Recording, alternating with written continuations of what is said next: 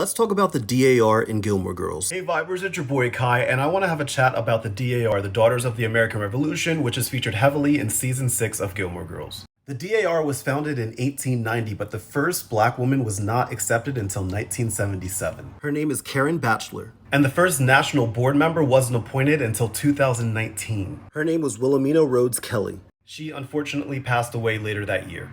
While watching the show, a lot of people will brush past the DAR stuff because it doesn't really affect them. But as an African American watching the show, this is something that I think about a lot. I try to brush a lot of that stuff to the side, but let me tell you, between Logan and the DAR, this season, Season 6, is really just throwing it in our face. I think part of the appeal of people enjoying watching me watch the show is that I am coming at it from the perspective of a 34-year-old male watching the show. On top of that, I am a 34-year-old black male watching this show, so my perspective is a little bit different than some of the people that may watch this show. With that said, let's talk about the DAR group that Emily is a part of.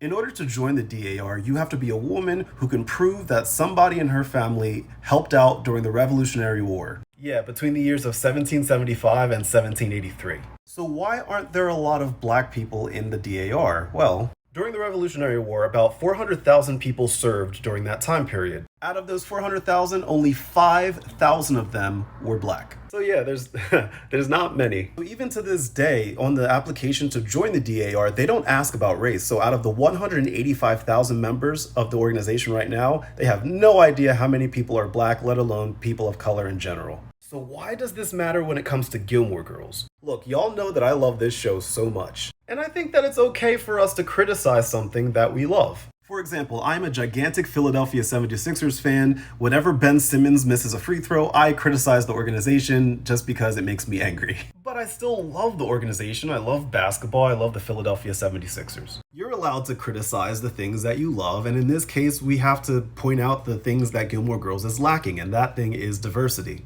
And if you're curious as to why more people of color don't watch the show, this is one of the reasons why. Sometimes when you're watching a show like this, you just feel alienated because you realize that the people in this show probably wouldn't accept you if you were there. AKA, it's really hard to relate to some of the characters sometimes. Don't get me wrong, it makes perfect sense for Emily to be a part of the DAR, but it's also disappointing because that was an intentional decision by the writers of the show. On top of that, even the non-DAR parties that Emily and Richard throw are very white. So this isn't just a DAR thing. And for the record, this isn't just a Gilmore Girls issue, this is a societal issue when it comes to film and TV. With that said, my goal is to not hate on the show. Y'all know that I love this. My goal is simply to educate and to hopefully help people understand why people of color may not watch this show as much as others.